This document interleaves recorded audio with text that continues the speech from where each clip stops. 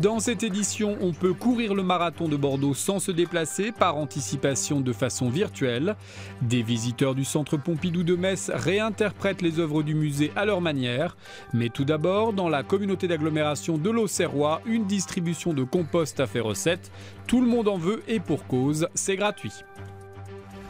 Cette file d'attente témoigne de l'enthousiasme de ces jardiniers amateurs. Munis de leur sac ou de leur seau, ils sont venus nombreux ce matin pour récupérer ce précieux terreau. Une distribution gratuite limitée à 80 litres par personne. Je profite de la distribution. C'est le printemps là déjà, donc on achète tout ce qu'il faut et c'est gratuit. C'est la première fois que je viens parce que je fais beaucoup de jardin. Je ne mets pas du tout d'engrais. Je fais tout mon potager et c'est l'occasion. Ce matin je suis venu mais il y avait tellement de monde que j'ai fait demi-tour puis je reviens.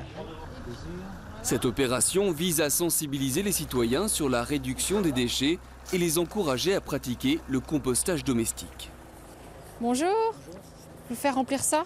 Oui. Et puis vous ferez le tour et les agents ils vous chargeront en compost. Faire du compost, donc du coup ça réduit les déchets dans la poubelle d'ordures ménagères. Donc on met ça dans le jardin pour un amendement pour au niveau des plantes, tout ce qui est fleurs, fruits et légumes, et aussi pour du paillage au niveau des arbustes, aussi au pied de tomates. Donc ça réduit aussi la consommation d'eau et donc l'arrosage.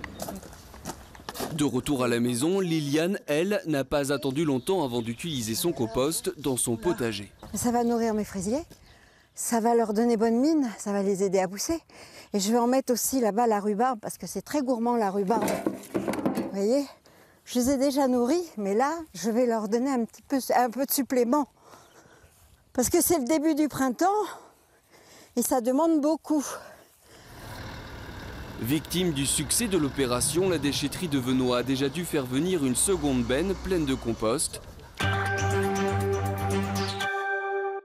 Le marathon de Bordeaux se court ce samedi, mais pour les sportifs impatients, il était possible de participer à l'épreuve par avance de manière presque complètement virtuelle sur un tapis de course.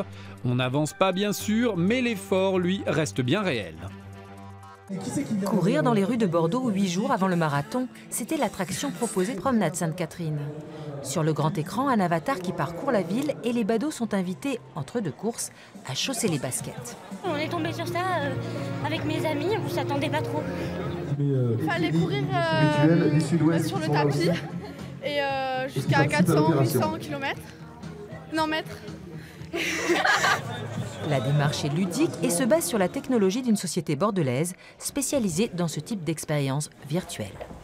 On va pouvoir créer, par exemple, un environnement spatial, ou alors on va pouvoir créer l'intérieur du corps humain et permettre à un utilisateur, comme vous, comme moi, grâce à un casque, grâce à des lunettes, de se retrouver télétransporté dans ce monde et de vivre finalement quelque chose qu'il n'aurait pas vécu au jour le jour. Il s'agissait pour ce marathon virtuel de proposer, sans les lunettes, un parcours et un personnage modélisé, attractif. Le but, c'était d'avoir un personnage qui ait des caractéristiques assez fortes, qui se démarque un petit peu du marathonien classique, pour que tout le monde puisse à la fois s'identifier sur le caractère humoristique, sans pour autant qu'il soit trop neutre. Dans les pas de ce coureur virtuel, les athlètes d'un jour vont pouvoir se relayer. 55 000 personnes sont attendues ce week-end pour participer ou les encourager et qui sait, parmi eux, quelques vrais marathoniens.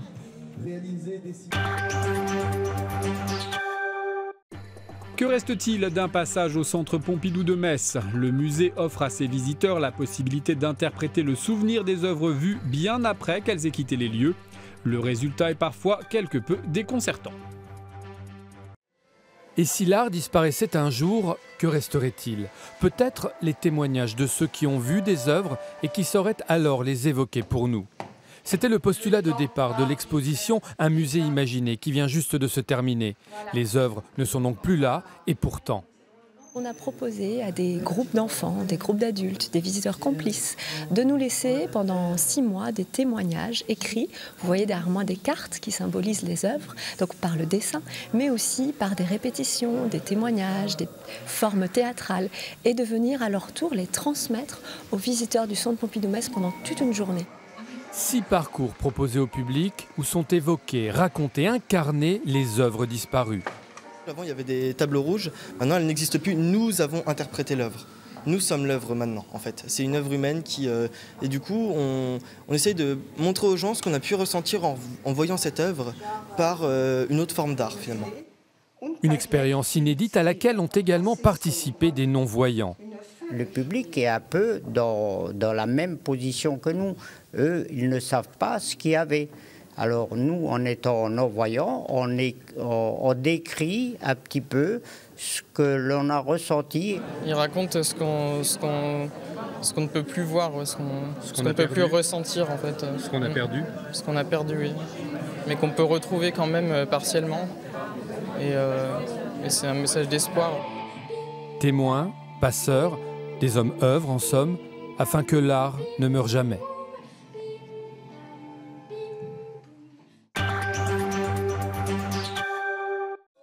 On termine à la Bastille de Grenoble, sur les hauteurs de la cité iséroise. On y fait de nouveaux appels ce printemps à une brigade de jardiniers peu exigeants. Un petit troupeau de chèvres et de moutons met son solide appétit au service du site. Les bêtes ont même leur berger cette année, chargé de veiller sur leur bien-être. Et la présence du public les laisse parfaitement indifférentes. Je pensais que ça serait peut-être un peu plus difficile parce qu'elles n'ont pas l'habitude de voir autant de monde. Et puis en fait, elles se sont très bien habituées au bruit avoisinant, au passage des gens, les tyroliennes qui passent au-dessus de la tête. Ça les dérange absolument pas. Chèvres et moutons peuvent aller brouter avec agilité sur des zones escarpées, difficiles d'accès pour l'homme, et il n'y a aucun déchet végétaux à évacuer car le troupeau mange tout. C'est l'effet double lame, écologique et économique.